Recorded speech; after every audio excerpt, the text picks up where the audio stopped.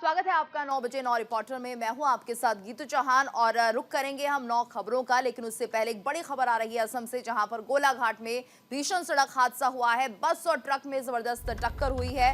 हादसे में करीब 14 लोगों की मौके पर ही मौत हो गई है। पिकनिक मनाकर लौट रहा था परिवार। ये बड़ी खबर, बस और ट्रक में जबरदस्त टक्कर हुई। असम से ये खबर है, जहां पर इस हादसे में करीब 14 लोगों की मौके पर ही मौत हो गई है। ये भीषण सड़क हादसा हुआ है। पिकनिक मनाकर लौट रहा था परिवार, बस और ट्रक में जोरदार टक्कर हुई है। 14 लोगों की मौत हो गई है। असम के गोलाघाट में ये भीषण सड़क हादसा हुआ। बस और ट्रक में जबरदस्त टक्कर हुई, जिसके चलते 14 लोगों की मौत हो गई है। तस्वीरों में देखकर आप समझ सकते हैं किस तरह से भीषण ये हादसा रहा होगा, क्योंकि पूरी तरह से जो अगला हिस्सा है ट्रक और बस का, ये क्षतिग्रस्त हो गया है। पिकनिक मनाकर ये परिवार लौट रहा था। असम के गोलाघाट में भीषण सड़क हादसा हुआ है। बस और ट्रक की जोरदार टक्कर, जिसके चलते 14 लोगों की मौके पर ही मौत हो गई। जबरदस्त टक्कर इसे माना जा रहा है। हादसे में करीब 14 लोगों की मौके पर ही मौत हो गई है। असम से ये खबर है। पिकनिक मनाकर परिवार लौट रहा था और बस और ट्रक की भिड़ंत से ये हादसा हुआ, जिसके बाद 14 लोगों की मौत हो गई। असम के गोलाघाट की घटना है, जहां पर भीषण सड़क हादसा देखने को मिला। बस और ट्रक की टक्कर हुई है। 14 लोगों की मौत हो गई है। पूरी तरह से ये बस डैमेज हो गई है और इसमें 14 लोगों की जान चली गई है। पिकनिक मनाकर ये परिवार लौट रहा था, जिस दौरान ये हादसा हुआ और तेज रफ्तार का ये कहर माना जा रहा है। असम के गोलाघाट में यह हादसा हुआ है, जहां पर 14 लोगों की मौत हो गई है। बस और ट्रक की इस टक्कर में, हादसे में करीब 14 लोगों की मौके पर ही मौत होना बताया जा रहा है। असम का ये मामला है। पिकनिक मनाकर ये परिवार वापस लौट रहा था और उस दौरान ये हादसा हुआ है, दुखद हादसा। 14 लोगों की मौके पर ही मौत हो गई है। असम के गोलाघाट में भीषण सड़क हादसा, बस और ट्रक में जबरदस्त टक्कर हुई है, जिसके चलते 14 लोगों की मौके पर ही मौत हो गई है। असम के गोलाघाट में यह हादसा हुआ।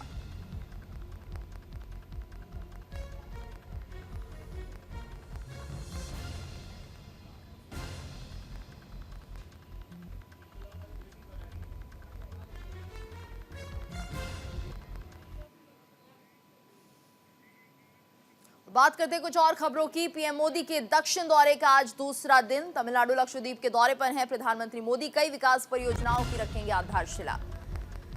तो लक्षद्वीप को पीएम की सौगात। लक्षद्वीप में दूरसंचार और पेयजल संबंधित परियोजनाओं की आधारशिला रखेंगे। लक्षद्वीप में ऊर्जा और स्वास्थ्य संबंधित विकास परियोजनाओं की भी आधारशिला रखी जाएगी। पीएम कोच्चि लक्षद्वीप सोहमू सबमरीन ऑप्टिकल फाइबर कनेक्शन परियोजना का उद्घाटन करेंगे। पीएम मोदी यहां पर निम्न तापमान थर्मल डिसैलिनेशन संयंत्र राष्ट्र को समर्पित करेंगे। अगाती और मिनिकॉय द्वीपों के सभी घरों में चालू करेंगे नल कनेक्शन और राष्ट्र को यह आज समर्पित किया जाएगा।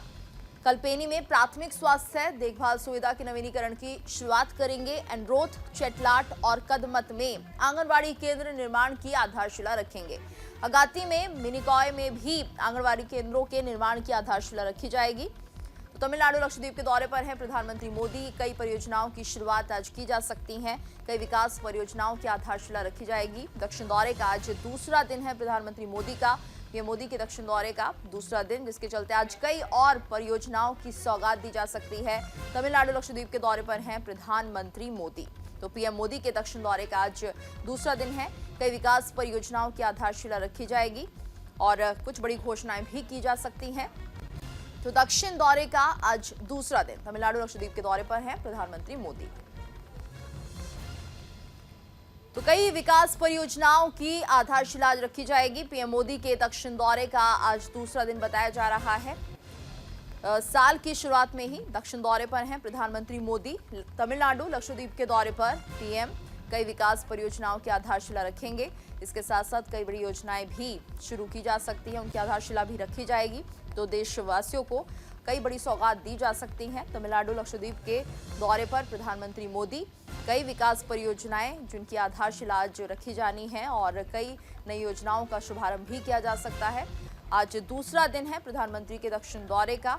तमिलनाडु और लक्षद्वीप मिशन है प्रधानमंत्री मोदी का। 2 दिवसीय दौरा है और बहुत कुछ आज देश को भी मिलेगा। साथ ही साथ तमिलनाडु और लक्षद्वीप के लिए भी कई परियोजनाएं शुरू की जाएंगी। तो पीएम मोदी के दक्षिण दौरे का आज दूसरा दिन। तमिलनाडु लक्षद्वीप के दौरे पर हैं प्रधानमंत्री मोदी। 2 दिवसीय ये दौरा है। विकास परियोजनाओं की शुरुआत की जाएगी, उनकी आधारशिला रखी जाएगी। कई विकास परियोजनाएं जो प्रोजेक्ट्स लगातार चल रहे हैं उनको भी प्रधानमंत्री मोदी देखेंगे। तो इस वक्त हमारे साथ संवाददाता कंचन जुड़ गई हैं। कंचन, क्या कुछ जानकारी प्रधानमंत्री के इस दौरे को लेकर? देखिए, प्रधानमंत्री का दक्षिण दौरे का आज दूसरा दिन है और लगातार दक्षिण में केरल में लोकसभा की 20 सीटें।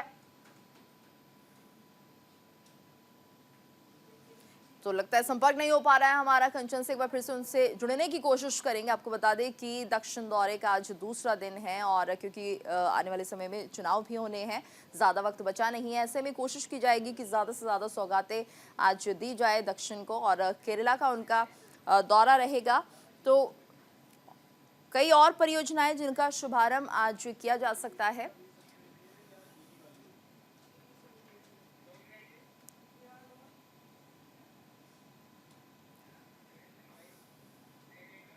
और आइए आपको बताते हैं लक्षद्वीप को प्रधानमंत्री मोदी क्या सौगात देने वाले हैं। अगाती और मिनिकॉय द्वीपों के सभी घरों में चालू घरेलू नल कनेक्शन की शुरुआत की जाएगी। कल्पेनी में प्राथमिक स्वास्थ्य देखभाल सुविधा के नवीनीकरण की शुरुआत होगी। इसके साथ साथ एंड्रोथ, चेटलाट और कदमत में आंगनवाड़ी केंद्र निर्माण की आधारशिला भी रखी जाएगी। वहीं अगाती और मिनिकॉय में आंगनवाड़ी केंद्रों के निर्माण की आधारशिला रखी जाएगी। इसके साथ साथ लक्षद्वीप में दूर संचार और पेयजल संबंधित परियोजनाओं की आधारशिला प्रधानमंत्री आज रखेंगे। ऊर्जा और स्वास्थ्य संबंधित विकास परियोजनाओं की आधारशिला भी लक्षद्वीप में रखी जानी है। पीएम कोच्चि लक्षद्वीप द्वीप समूह सबमरीन ऑप्टिकल फाइबर के कनेक्शन को लेकर भी यहां पर आधारशिला रखेंगे। तो पीएम मोदी कदमत में निम्न तापमान थर्मल डिसैलिनेशन भी राष्ट्र को समर्पित करेंगे। तो अगाती मिनिकॉय द्वीपों के सभी घरों में चालू घरेलू नल योजना की शुरुआत की जाएगी। कल्पेनी में प्राथमिक स्वास्थ्य देखभाल सुविधा के नवीनीकरण की शुरुआत की जाएगी। लक्षद्वीप को प्रधानमंत्री मोदी की बड़ी सौगात ये माना जा रहा है। तमिलनाडु लक्षद्वीप के दौरे पर हैं प्रधानमंत्री मोदी और आज कई बड़ी योजनाएं जिनका शुभारंभ किया जाएगा, जिनकी आधारशिला रखी जाएगी। तो पीएम मोदी के दक्षिण दौरे का दूसरा दिन, कई और बड़ी सौगातें आज दक्षिण को दी जा सकती हैं। और एक और बड़ी खबर आ रही है, इंडिया गठबंधन की आज होगी वर्चुअल मीटिंग। INDIA गठबंधन की आज वर्चुअल मीटिंग होनी है। सीएम नीतीश कुमार को संयोजक बनाने की तैयारी। नीतीश कुमार बन सकते हैं INDIA के संयोजक। कांग्रेस नेता नीतीश कुमार को संयोजक बनाने का प्रस्ताव दे सकते हैं। ये बड़ी खबर आ रही है, नीतीश कुमार बन सकते हैं INDIA के संयोजक और कांग्रेस के नेता नीतीश कुमार को संयोजक बनाने का प्रस्ताव दे सकते हैं। ये बड़ी खबर। INDIA गठबंधन की आज वर्चुअल मीटिंग होनी है। जूम ऐप के जरिए ये मीटिंग होगी और सीएम नीतीश कुमार को संयोजक बनाने की पूरी तैयारी इसे माना जा रहा है, क्योंकि पिछले कुछ दिनों से नीतीश कुमार नाराज चल रहे थे। कोशिश है गठबंधन की तरफ से, कांग्रेस की तरफ से कि किसी भी तरह से नीतीश को संयोजक बनाया जाए, क्योंकि कहीं ना कहीं उनकी नाराजगी इस गठबंधन के लिए हानिकारक हो सकती है।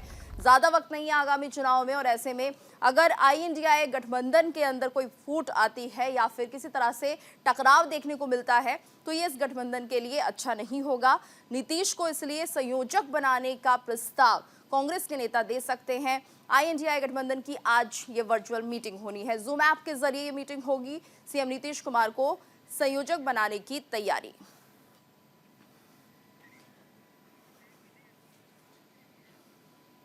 और इस वक्त हमारे साथ 9 रिपोर्टर भी लगातार बने हुए हैं। तो चर्चा आज जिस तरह से हम कर रहे हैं 9 खबरों पर, आनंद सिंह हमारे साथ दिल्ली से जुड़ेंगे, अभिषेक विजय न्यूज रूम से, कंचन कनोडिया नोएडा से हमारे साथ रहेंगी, शुभम पांडे मुंबई से हमारे साथ रहेंगे, अभिनव पांडे लखनऊ से, मदन शर्मा वाराणसी से, दीपक चावला जयपुर से हमारे साथ जुड़ेंगे, राजीव सिंह पटना से और करण शर्मा नोएडा से हमारे साथ लगातार बने हुए हैं। ये 9 रिपोर्टर्स जो 9 खबरों पर हमें अपडेट देंगे। तो जिस तरह से हम अभी इस बड़ी खबर के बारे में बात कर रहे थे, INDIA गठबंधन को लेकर जो चर्चा हो रही थी, अभिषेक आपसे हम यहाँ पर समझना चाहेंगे कि आज जब ये बैठक होगी तो क्या लगता है कि किस तरह से इस बैठक में बहुत कुछ ऐसा निकलकर सामने आ सकता था जिसके कयास लगाए जा रहे हैं? देखिए, ये इंतजार है फिलहाल और आज का दिन बहुत अहम होने जा रहा है क्योंकि INDIA अलायंस के लिए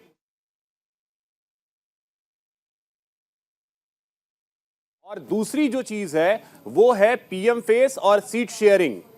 आज किस किस मुद्दे पर बात होगी ये देखना बड़ा ही दिलचस्प होगा।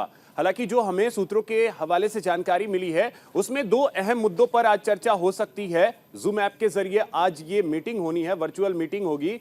इसमें एक संयोजक और दूसरा सीट शेयरिंग के फॉर्मूले को लेकर के बातचीत हो सकती है।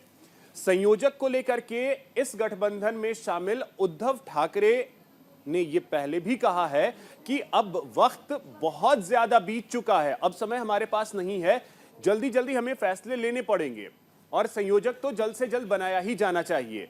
तो क्या नीतीश कुमार को संयोजक बना दिया जाएगा? क्योंकि इस गठबंधन की शुरुआत, इस गठबंधन की नींव अगर किसी ने रखी है तो वो नीतीश कुमार ने ही रखी है और वो हर मंच से कहते आए हैं कि उनका बस यही मकसद है कि सभी विपक्षी पार्टियां जो हैं वो एकजुट हों। तो क्या आज इस अलायंस का संयोजक नीतीश कुमार को घोषित कर दिया जाएगा, उन्हें संयोजक बना दिया जाएगा? ये देखना बेहद दिलचस्प होगा। और दूसरी चीज, सीट शेयरिंग को लेकर के अगर बातचीत होती है तो फिर सीट शेयरिंग का फॉर्मूला कैसे तय होगा, यह सबसे बड़ा सवाल है और यही सबसे बड़ी चुनौती भी इस गठबंधन के लिए होने वाली है। क्योंकि कई ऐसे हिंदी भाषी राज्य हैं जहां पर कांग्रेस के लिए काफी ज्यादा मुश्किलें हैं, जिसमें 120 सीटें अगर आप देख लें, उत्तर प्रदेश और बिहार में 40 और उत्तर प्रदेश में 80, जहां पर क्षेत्रीय पार्टियों में समाजवादी पार्टी और साथ ही साथ बिहार में जेडीयू और आरजेडी का सबसे ज्यादा वर्चस्व है। तो अब क्या जेडीयू और आरजेडी बिहार में कितने कितने सीटें कांग्रेस को देगी, ये देखना बेहद दिलचस्प होगा। और उत्तर प्रदेश में समाजवादी पार्टी कांग्रेस को कितनी सीटें देती है, ये देखना बेहद दिलचस्प होगा। तो अब ऐसे में ये दो विषय हैं जिस पर आज चर्चा होनी है। बाकी बैठक के बाद चीजें क्लियर होंगी कि किन किन मुद्दों पर चर्चा हुई है, क्या नीतीश संयोजक बने हैं या नहीं बने, क्योंकि उनकी नाराजगी की खबरें लगातार सामने आती रही हैं। और अगर नीतीश कुमार नाराज हैं तो क्या संयोजक बना दिए जाने से वो मान जाएंगे, ये भी बहुत बड़ा सवाल है। और नीतीश कुमार को कहा जाता है कि प्रेशर पॉलिटिक्स करने की कला उनमें कूट कूट कर भरी है। तो अब फिलहाल पिछले 15-20 दिनों में वो प्रेशर पॉलिटिक्स ही बिहार में हमें दिखा है और इस गठबंधन में हमें दिखा है। गीतू बिल्कुल। और अभिषेक, यहाँ पर यह भी हमें समझना होगा, क्योंकि जिस तरह से ये बैठक जूम ऐप के जरिए की जा रही है तो कहीं ना कहीं आखिर इसकी जरूरत क्या पड़ी? क्या ये सभी गठबंधन के जो लोग हैं वो आपस में 1-to-1 चर्चा नहीं कर सकते, या ग्रुप में भी अगर कर रहे हैं तो आमने सामने की चर्चा से क्यों बच रहे हैं? जूम ऐप की क्या जरूरत है? जूम ऐप की खासियत एक ये होती है गीतू कि आपको नजरें नहीं मिलानी पड़ती हैं और आमने सामने बैठ करके अगर आप बात करेंगे तो नजरें मिलानी पड़ेंगी। ये सबसे बड़ी खासियत होती है और यही वजह है कि शायद जूम ऐप को चुना गया। इससे पहले 4 बैठकें हुई हैं, आमने सामने बैठ करके लोगों ने बात की है, चाहे वो पटना की बैठक हो, बेंगलुरु की बैठक हो, या मुंबई की या दिल्ली की। बिल्कुल बिल्कुल। अभिषेक, देखना होगा इस बैठक में क्या निकल कर आएगा। आप अपडेट रखिएगा इस खबर पर। बहुत बहुत धन्यवाद आपका फिलहाल इस पूरी जानकारी के लिए। और आगे रुक करते अगली खबर का। आज ईडी के सामने पेश नहीं होंगे सीएम केजरीवाल। ईडी को सीएम केजरीवाल ने भेजा जवाब। चुनाव से ठीक पहले ही नोटिस क्यों? केजरीवाल ने कहा केजरीवाल को ईडी का नोटिस गैर कानूनी है, आम आदमी पार्टी कह रही है, और अब तक 3 बार सीएम केजरीवाल को नोटिस मिल चुका है। तो आज ईडी के सामने पेश नहीं होंगे सीएम केजरीवाल। ईडी को सीएम केजरीवाल ने जवाब भेज दिया है। सवाल पूछा है कि आखिर चुनाव से पहले ही ईडी एक्टिव क्यों होती है, चुनाव से ठीक पहले ही नोटिस क्यों दिया जाता है, ये सवाल है आम आदमी पार्टी के संयोजक केजरीवाल का। केजरीवाल को ईडी का ये समन और अब तक 3 बार सीएम केजरीवाल को नोटिस मिला है, लेकिन ईडी के सामने पेश नहीं होंगे सीएम केजरीवाल। उन्होंने साफ तौर पर मना कर दिया है कि ईडी के सामने वो पेश नहीं हो रहे हैं। उन्होंने जवाब भेज दिया है और सीएम केजरीवाल ने जवाब भेजा है कि चुनाव से ठीक पहले ही नोटिस क्यों दिया जा रहा है। केजरीवाल को ईडी की तरफ से नोटिस आया था, लेकिन केजरीवाल को ईडी का ये नोटिस गैर कानूनी है, ऐसा कहना आम आदमी पार्टी का। अब तक 3 बार सीएम केजरीवाल को नोटिस मिला ईडी की तरफ से और आज ईडी के सामने पेश नहीं होंगे सीएम केजरीवाल। तो ईडी को सीएम केजरीवाल ने जवाब भेज दिया है। साथ ही सवाल भी पूछा है कि चुनाव से ठीक पहले ही नोटिस क्यों है। तो सीएम केजरीवाल ये सवाल पूछ रहे हैं कि चुनाव नजदीक है और उससे ठीक पहले ये नोटिस क्यों दिया जा रहा है। केजरीवाल को ईडी का ये जवाब दिया जा चुका है। आगे बढ़ते हैं। अडानी हिंडनबर्ग केस में आज फैसला आएगा। ये बड़ी खबर, अडानी हिंडनबर्ग केस में सुप्रीम कोर्ट फैसला सुनाएगा। अडानी ग्रुप पर शेयर मूल्यों में हेराफेरी का आरोप है। हिंडनबर्ग रिपोर्ट में अडानी ग्रुप के खिलाफ धोखाधड़ी के आरोप लगे हैं। आपको बता दें कि 24 नवंबर 2023 को अदालत ने अडानी हिंडनबर्ग मामले में फैसला सुरक्षित रखा था। हिंडनबर्ग रिपोर्ट में अडानी ग्रुप के खिलाफ धोखाधड़ी के आरोप हैं। धोखाधड़ी के आरोपों की जांच की मांग करने वाली याचिकाओं पर सुप्रीम कोर्ट फैसला सुनाएगा। तो अडानी हिंडनबर्ग केस में आज फैसला आना है। सुप्रीम कोर्ट ये फैसला सुनाएगा। अडानी हिंडनबर्ग केस में धोखाधड़ी का ये आरोप लगा है अडानी ग्रुप पर और हेराफेरी की गई है शेयर मूल्यों में। इस तरह के आरोप इस ग्रुप पर लगे हैं। हिंडनबर्ग रिपोर्ट में धोखाधड़ी के आरोप लगाए गए हैं, जिस पर पहले फैसले को सुरक्षित रखा गया था, लेकिन अब आज इस पर फैसला आएगा। और इस वक्त हमारे साथ हमारे संवाददाता आनंद सिंह जुड़े हुए हैं इस खबर पर। आनंद, आपसे हम जानना चाहेंगे, क्योंकि जिस तरह से यहाँ पर ये बड़ी खबर निकलकर सामने आ रही है, क्या कुछ फैसला हो सकता, क्या यहाँ पर अडानी ग्रुप की मुश्किलें बढ़ती हुई नजर आएंगी? जी, अगर बात करें तमाम टिप्पणियों की तो उसमें वो चीज पहले ही क्लियर हो चुकी है। सो कोर्ट ने खुद बोला था कि हम without valid proof case SBEI यानी सेबी जो कि रेगुलेशन करती है तमाम शेयर होल्डर्स की, उस पर शक नहीं कर सकते। इस तमाम टिप्पणी से ये कहीं ना कहीं रास्ता आगे का साफ हो गया है कि कोर्ट इस मामले पे अडानी के खिलाफ नहीं जाने वाला है। लेकिन अभी भी फैसला 10:30 बजे के आसपास आने वाला है। दरअसल 22 नवंबर को इस पूरी मामले की हियरिंग हो चुकी है, जो खुद चीफ जस्टिस ऑफ इंडिया ने की थी। उसके बाद फैसला सुरक्षित रख लिया था और आज लगभग 10:30 बजे इस पर फैसला आने की उम्मीद है। लेकिन अगर बात की जाए फैसले का, तो फैसले में पहले टिप्पणी की थी खुद सुप्रीम कोर्ट ने, जो कहीं ना कहीं इस टिप्पणी को लेकर उनकी भी सोच या कहें मंशा साफ बता रही है। लेकिन अडानी एक वो मुद्दा है जहां सत्ता और विपक्ष दोनों इस मुद्दे को लेकर सड़क से लेकर संसद तक संग्राम कर रहे थे। विपक्ष आज भी इस मुद्दे को लेकर अडिग खड़ा है और लगातार सत्ता पर निशाना साध रहा है। लेकिन अगर बात की जाए अडानी को लेकर, तो पहले भी एक कमेटी बनाई गई थी जो कि सरकार की तरफ से वो क्लीन चिट दे चुकी है और अब उसके साथ कोर्ट ने भी खुद एक कमेटी बनाई थी। इसके बाद हियरिंग हुई और हियरिंग के बाद अब आज लगभग 10:30 बजे तक फैसला आना है। तो लेकिन उम्मीद की जा सकती है जो सरकार का फैसला था वही लगभग कोर्ट का ही फैसला आएगा। तो आगे देखने वाली बात होती है कि क्या कोर्ट क्या फैसला देता है। बिल्कुल। और अगर यहाँ पर हम समझे कि ये जो फैसला अगर आता है, तो ऐसे में क्या लग रहा है आपको, अगर अडानी के खिलाफ फैसला आ जाता है उस वक्त, क्योंकि सरकार का नाम हमेशा अडानी ग्रुप के साथ जोड़ा जाता है कि वो अडानी को ही फेवर करते हैं, आगामी समय में क्या आपको लग रहा है जो विपक्ष है काफी ज्यादा हमलावर हो जाएगा सरकार के ऊपर कि देखिए ये वो लोग हैं जिनको आप समर्थन देते हैं, यानी इन पर हेराफेरी का आरोप है, धोखाधड़ी का आरोप है और इनको सपोर्ट सरकार करती है, जैसा कि विपक्ष कहता है? ये बिल्कुल, अगर बात की जाए हिंडनबर्ग की जो रिपोर्ट थी उसने भी ये चीज कहीं ना कहीं क्लियर की थी कि अडानी ग्रुप अपने शेयर्स को मैनिपुलेट करता है। मतलब पीछे या कहे बाहर की कंपनी से खुद पैसे देके लगवाता है और अपने शेयर्स आगे बढ़ाता है, जिससे कंपनी की वैल्यू बढ़ती है और अडानी की वैल्यू बढ़ती है।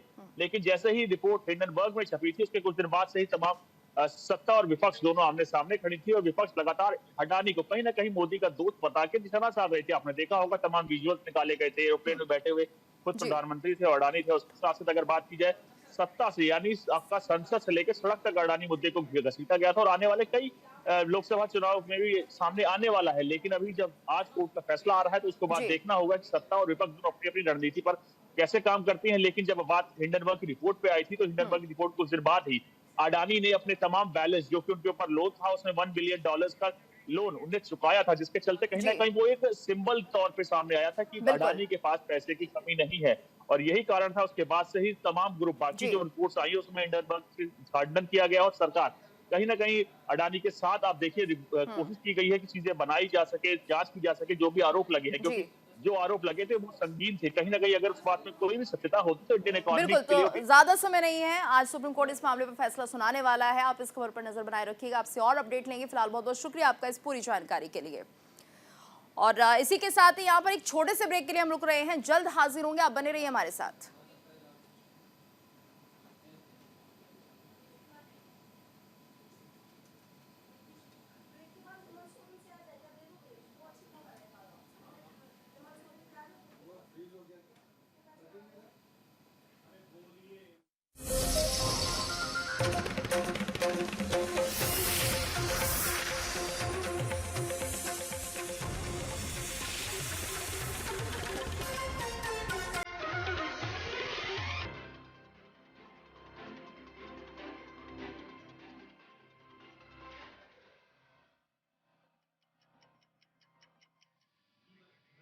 ब्रेक के बाद आपका स्वागत है। आप देख रहे हैं 9 बजे 9 रिपोर्टर। इस वक्त बड़ी खबर, सरकार और ट्रांसपोर्टर्स में बनी सहमति, परिवहन कर्मचारी फिर शुरू करेंगे काम। ट्रक ड्राइवर्स से काम शुरू करने की अपील, अखिल भारतीय परिवहन की बैठक में हुई चर्चा, विचार विमर्श के बाद लिया जाएगा निर्णय। और ये बड़ी खबर इस वक्त आ रही है। केंद्रीय गृह सचिव अजय भल्ला ने कहा, हमने आज अखिल भारतीय परिवहन कांग्रेस के प्रतिनिधियों से चर्चा की है। सरकार ये बताना चाहती है कि नए कानून और प्रावधान अभी लागू नहीं हुए हैं। हम ये भी कहना चाहते हैं कि भारतीय न्याय संहिता की धारा 106(2) लागू करने से पहले अखिल भारतीय परिवहन कांग्रेस से विचार विमर्श करने के बाद ही निर्णय लिया जाएगा। तो बड़ी खबर, ट्रक ड्राइवर्स से काम शुरू करने की अपील की है सरकार और ट्रांसपोर्टर्स में बात बन गई है। परिवहन कर्मचारी फिर से शुरू करेंगे काम।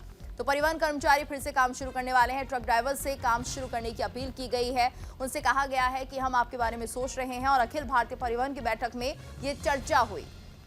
विचार विमर्श के बाद ही निर्णय लिया जाएगा, ये कहना है अजय भल्ला का। तो सरकार और ट्रांसपोर्टर्स में ये सहमति बनी हुई है। और ज्यादा जानकारी के लिए हमारे साथ संवाददाता अभिनव जुड़ गए हैं। अभिनव, तो जिस तरह से उम्मीद जताई जा रही थी कि ट्रांसपोर्टर्स के साथ ये बातचीत सफल होगी, और क्या कुछ रहा इस बैठक में? देखिए, बिल्कुल मैं बता दूं कि अजय भल्ला जो कि केंद्रीय गृह सचिव हैं, उनसे जब मुलाकात हुई और उनसे जब बैठक हुई, बात हुई, तो उसके बाद जो है सरकार ने निर्णय लिया और बाकायदे अजय भल्ला ने एक प्रेस नोट जारी किया है, जिसमें उन्होंने कहा कि अभी जो कानून बनाया जा रहा है उसमें अभी इम्प्लीमेंट नहीं किया गया है, सिर्फ और सिर्फ इस पर बात रह रही है। और जब भी ये बात होगा या इम्प्लीमेंट किया जाएगा, तब भी जो है ट्रांसपोर्टर एसोसिएशन से बात कर उनसे सहमति बनाकर उनसे राय विमर्श कर ही ये इम्प्लीमेंट किया जाएगा। किसी ने बहुत ज़्यादा इसमें जो है आपने देखिए कि भड़काने के काम किया, जिसमें कि पूरी बातों को न समझकर इसमें ट्रांसपोर्टर ने जिस तरह से जल्दबाजी की और उसके बाद देश में फादाफी का जो है माहौल बन गया है। अगर हम राजधानी लखनऊ या उत्तर प्रदेश की बात करते हैं तो लगातार यहाँ पर आप देखिए पेट्रोल डीजल के जो है वो एक तरह से किल्लत देखी गई। जो लोग हैं वो अपनी गाड़ियों में टैंक फुल कराने की कितने दिनों स्ट्राइक चलेगी, ये है। दूसरी तरफ है खाद्य पदार्थ जो है, जो ट्रांसपोर्ट जो ट्रकें जहाँ खड़ी हो गई, इससे खाद्य पदार्थ के जो आवागमन में काफ़ी असर पड़ेगा। और इसमें महंगाई का एक जो है वो देखने पर कड़ी जो बिचौलिए हैं वो इस हड़ताल का फायदा। तो इन तमाम चीज़ों को देखते हुए सरकार ने फिलहाल जो है इस पूरे मामले को टाल दिया है। फिलहाल इस पर जो है जब वो बैठक होगी उसके बाद इस पर फैसला लिया जाएगा। और ट्रांसपोर्टर एसोसिएशन ने भी कहा है कि इस पर जो है सरकार से हमारी बात हो गई है, अब जो है इस पर आज निर्णय हो जाएगा और ट्रांसपोर्टरों की हड़ताल जो है कहीं ना कहीं उसको जो है रोकने की या उनको खत्म करने की कोशिश की जाएगी। वही सरकार ने भी कमर को कसी हुई थी। उत्तर प्रदेश सरकार में अगर देखा लखनऊ में जिलाधिकारी ने पूरी रात जो है वो पेट्रोल पंप एसोसिएशन से बात की और इसके अलावा जो IOC है वहाँ के डिपो पर जाकर तेल की हालत को जो देखा उन्होंने, कहीं भी किसी तरह की किल्लत नहीं। इसके अलावा पेट्रोल पंपों पे फोर्स लगा दी गई ताकि सुचारू रूप से है। बहुत लंबी कतारें देखने को मिली थी। कल बहुत ज़्यादा लखनऊ में और उत्तर प्रदेश में अफरा तफरी का माहौल था पेट्रोल को लेकर, डीजल लोग अपनी गाड़ियों में भराने को लेकर। इसके अलावा तमाम जो एजेंसियां हैं वो इस पर जो है कहीं ना कहीं बिचौलिया जो है वो फ़ायदा उठाने की कोशिश जरूर कर रहे थे इस सभी को लेकर। लेकिन फिलहाल बता दूं कि सरकार में और ट्रांसपोर्टरों में जो केंद्रीय गृह सचिव है उन्होंने इस पूरे मामले पर बाकायदे ब्रीफिंग दी और एक वीडियो भी उन्होंने जारी किया। और जारी करने के बाद उन्होंने कहा इस पूरे मामले पे ट्रांसपोर्टर कांग्रेस एसोसिएशन से जब हमारी बात हो जाएगी उसके बाद ही कोई इस पर निर्णय लिया जाएगा। फिलहाल इस तरह का कोई निर्णय अभी सरकार लेने नहीं जा रही है। बिल्कुल। और ये जो नया कानून था, इस प्रावधान के तहत कहीं ना कहीं 10 साल की जो सजा देने की बात कही जा रही थी, क्या अब इस सजा को कम किया जाएगा? ट्रांसपोर्टर्स के साथ जब सरकार की अगली बैठक होगी तो उसमें क्या कुछ निकलकर सामने आ सकता है? क्योंकि सजा काफी ज्यादा थी और यहाँ पर यह अपील की जा रही थी ट्रांसपोर्टर्स की तरफ से कि वो इस पर गौर करें, क्योंकि हिट एंड रन मामले में कोई जानबूझ के हिट एंड रन नहीं करता है। अगर गलती से होता है तो क्या आने वाले कानून में हम ये माने कि सजा कम होगी? देखिए, अगर आप अमित शाह का अगर आप देखिए गृह मंत्री का अगर आप बयान देखेंगे, जब संसद में उन्होंने कहा था तो उन्होंने स्पष्ट किया था कि हम कोई भी ऐसा जो हिट एंड रन मामला है उसमें जो पीड़ित है, जिसको आप हिट करते हैं, जिसको वहीं पर छोड़कर आप भाग जाते हैं, वो एक अपराध की श्रेणी में आता है और वो हमेशा से अपराध की श्रेणी में रहा। ये कोई नई बात नहीं है। लेकिन अगर आप उसको लेकर उसको हॉस्पिटल ले जाते हैं, पुलिस को इतला करते हैं, उसको फर्स्ट एड दिलवाते हैं, तो उसमें सजा का प्रावधान कम होगा। और दूसरी बात यह है कि ये सारी सजा का जो प्रावधान है वो कोर्ट डिसाइड करती है कि उसको कितने दिन की सजा होगी या नहीं होगी। इसमें जो है न तो सरकार का कोई हस्तक्षेप है और न आम आदमी का कोई हस्तक्षेप, ये सरकार का है। लेकिन फिलहाल मैं बता दूं कि चूंकि 22 तारीख को राम मंदिर का आप देख रहे उद्घाटन होना है, वहां पर जो है प्राण प्रतिष्ठा होनी है। ऐसी सूरत में सरकार भी ये नहीं चाहती है कि इस बीच में इस तरह का कोई विवाद जिसको कि विपक्ष को हाथ में बिल्कुल हाथ बिल्कुल धोकर अभिनव, और लेना लोगों पड़े। को खासी परेशानी हो रही थी जो हम ये देख रहे थे, लगातार ट्रांसपोर्टर्स की हड़ताल है। बहुत बहुत धन्यवाद आपका इस पूरी जानकारी के लिए। तो फिलहाल जिस तरह से अब इस पर सरकार ने फैसला ले लिया है, ट्रांसपोर्टर्स को समझा लिया है, तो अब कहीं ना कहीं हड़ताल रुक चुकी है। आगे बढ़ते एक और खबर, ज्ञानवापी केस को लेकर सुप्रीम कोर्ट में नई याचिका, सील एरिया की सफाई की मांग पर याचिका। हिंदू पक्ष ने सुप्रीम कोर्ट में नई याचिका दाखिल की। मछलियों की मौत के बाद गंदगी साफ की जाए। वजू खाने में मछलियों की मौत से गंदगी फैली। वाराणसी के ज्ञानवापी मस्जिद केस में वकील विष्णु जियान ने शिवलिंग को लेकर सुप्रीम कोर्ट में नई याचिका दायर की है। जैन ने ज्ञानवापी परिसर में मिले शिवलिंग जैसी आकृति के पास की टंकी या कथित वजू खाने की सफाई को लेकर यह याचिका दायर की है। दरअसल सीलबंद क्षेत्र की सफाई और रखरखाव के लिए सुप्रीम कोर्ट का दरवाजा खटखटाया गया है। याचिकाकर्ताओं के मुताबिक पानी की टंकी जिसमें मछलियां भी थी उसे मई 2022 से साफ नहीं किया गया है, जिससे मछलियां मर गई हैं और इससे दुर्गंध आ रही है, जिससे हिंदू भक्तों की धार्मिक भावनाएं आहत हुई हैं। याचिकाकर्ताओं का तर्क है कि अगर अंजुमन इंतजामिया कमेटी ने मछलियों को स्थानांतरित करने के जिला मजिस्ट्रेट के अनुरोध पर पहले ही ध्यान दिया होता तो स्थिति से बचा जा सकता था। तो सील एरिया की सफाई की मांग पर यह याचिका लगाई गई है कि जो सील एरिया है उसकी सफाई कराई जाए, क्योंकि यहां पर कुछ मछलियां थी और जिनके मरने से दुर्गंध फैल गई है और मछलियों की मौत के बाद गंदगी को साफ की जाए। और यही वो याचिका है, ज्ञानवापी केस को लेकर सुप्रीम कोर्ट में ये नई याचिका लगाई गई है कि सील एरिया जहां पर है वहां पर सफाई कराई जाए, क्योंकि वहां से कहीं ना कहीं मछलियों के मरने के बाद दुर्गंध आ रही है। और क्योंकि ऐसा माना जाता है कि यहाँ पर ज्ञानवापी में ये शिवलिंग भी यहाँ पर है, तो उस तरीके से हिंदू भावनाएं कहीं ना कहीं आहत हो रही है।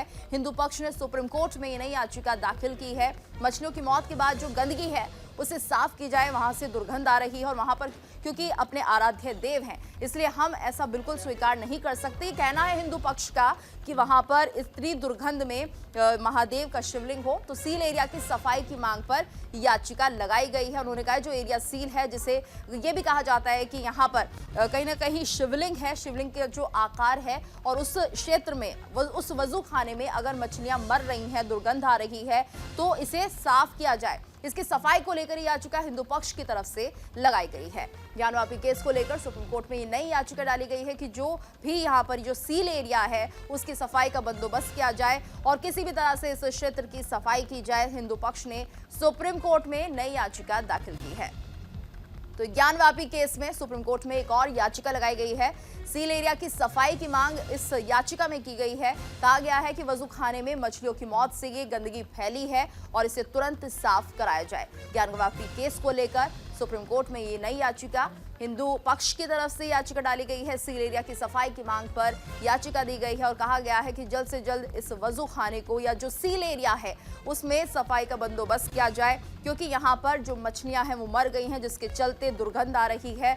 और अगर यहाँ पर सफाई जल्द से जल्द नहीं की गई तो ये गंदगी और ज्यादा फैल जाएगी। तो ज्ञानवापी केस को लेकर सुप्रीम कोर्ट में नई याचिका जिसे कि हिंदू पक्ष की तरफ से लगाया गया है और ये कहा गया है, ये मांग की गई है कि सील एरिया की सफाई का बंदोबस्त किया जाए, जल्द से जल्द यहाँ पर इस सील एरिया में सफाई की जाए। तो हिंदू पक्ष ने याचिका लगाई है मछलियों की मौत के बाद गंदगी को साफ किया जाए, ये कहना है हिंदू पक्ष का, क्योंकि यहाँ पर इस वजू खाने में जो मछलियां थी वो सड़ गई हैं, जिससे कि दुर्गंध आ रही है। और क्योंकि यहाँ पर हिंदुओं की भावनाएं भी जुड़ी हुई हैं, उनके आराध्य देव यहाँ पर बसते हैं, तो ऐसे में इस एरिया को तुरंत ही साफ किया जाए।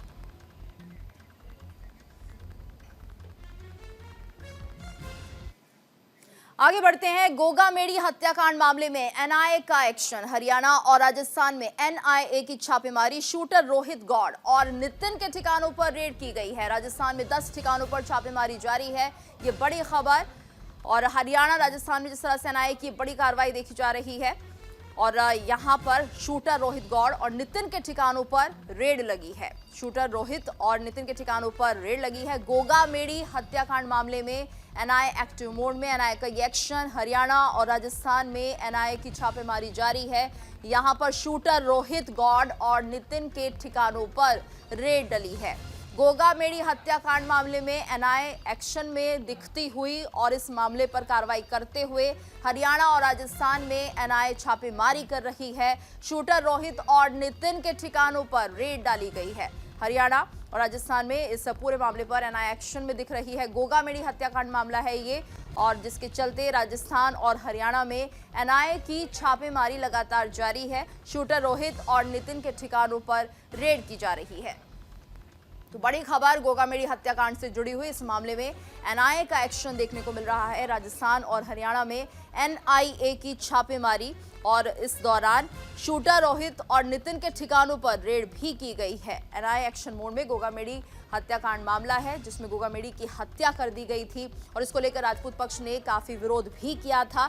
लेकिन अब इस मामले पर कार्रवाई करती हुई एनआईए शूटर रोहित और नितिन के ठिकानों पर रेड डाली जा रही है। हरियाणा और राजस्थान में एक्शन में दिख रही है एनआईए। गोगामेडी हत्याकांड ये मामला है। गोगामेडी की हत्या की गई थी जबरन उनके घर में घुसकर।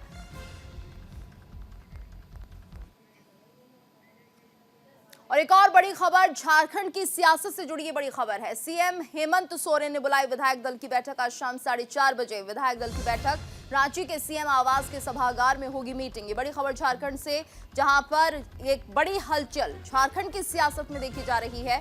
सीएम हेमंत सोरेन ने विधायक दल की बैठक बुलाई है। आज शाम 4:30 बजे विधायक दल की बैठक होनी है। ये बड़ी खबर झारखंड की सियासत से जुड़ी हुई, रांची के सीएम आवास के सभागार में मीटिंग होनी है।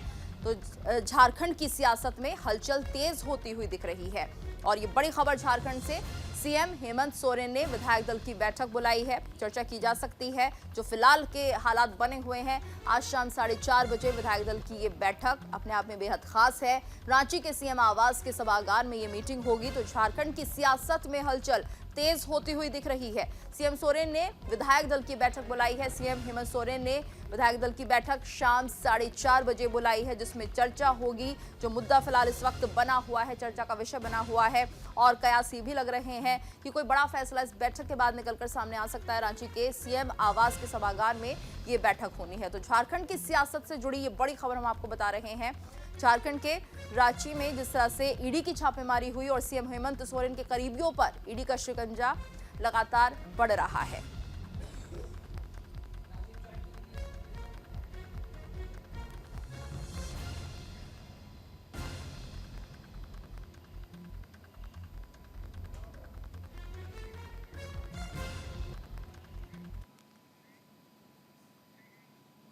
तो झारखंड के रांची में ईडी की छापेमारी लगातार जारी है और सीएम हेमंत सोरेन के करीबियों पर ईडी का शिकंजा बढ़ता जा रहा है। सीएम सोरेन के प्रेस सलाहकार के आवास पर छापेमारी की गई है। ईडी 12 ठिकानों पर छापेमारी कर रही है। झारखंड के रांची में ईडी की छापेमारी लगातार जारी है।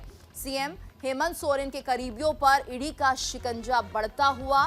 सीएम के प्रेस सलाहकार के आवास पर रेड डाली गई है। सीएम सोरेन के प्रेस सलाहकार जिस पर उनके आवास पर छापेमारी की गई है। ईडी 12 ठिकानों पर रेड कर रही है। झारखंड के रांची में ईडी की छापेमारी, बड़ी खबर। सीएम सोरेन के करीबियों पर भी अब ईडी का शिकंजा कसता जा रहा है और सीएम के प्रेस सलाहकार के आवास पर रेड डाली गई है। 12 ऐसे ठिकाने जिन्हें चिन्हित किया गया है ईडी की तरफ से, जहां पर छापेमारी की कार्रवाई चल रही है। ये बड़ी खबर झारखंड से। झारखंड के रांची में ईडी की छापेमारी लगातार जारी है। 12 ठिकानों को चिन्हित किया गया है जहां पर ईडी कार्रवाई कर रही है। तो सीएम हेमंत सोरेन के करीबियों पर भी ईडी का शिकंजा कसता हुआ। सीएम सोरेन के प्रेस सलाहकार के आवास पर छापा डाला गया है। ईडी 12 ठिकानों पर छापेमारी कर रही है। सीएम सोरेन के करीबियों पर भी अब ईडी की नजर है।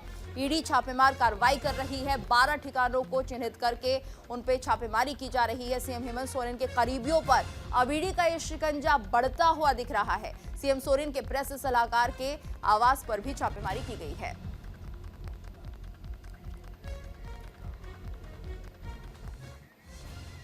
तो झारखंड के रांची में ईडी की ये बड़ी कार्रवाई और हेमंत सोरेन के करीबियों पर ईडी का शिकंजा। इस वक्त हमारे साथ संवाददाता राजीव मोहन जुड़े हुए हैं। राजीव, तो जिस तरह से हम देख रहे हैं झारखंड की सियासत में हलचल बढ़ती हुई दिख रही है, लेकिन अब जो हेमंत सोरेन के करीबी हैं उन पर भी ईडी की नजर लगातार बनी हुई है, और क्या अपडेट?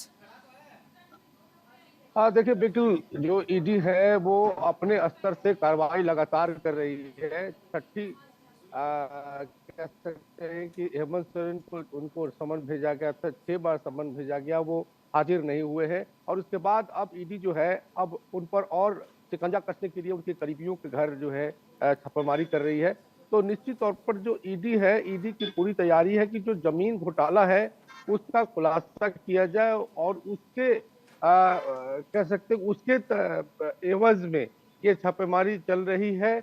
और अपडेट्स यही है कि लगातार छापेमारी करके ये प्रयास किया जा रहा है कि जो सबूत है वो इकट्ठा किया जाए, जो कि जब खुलासा किया जा सके।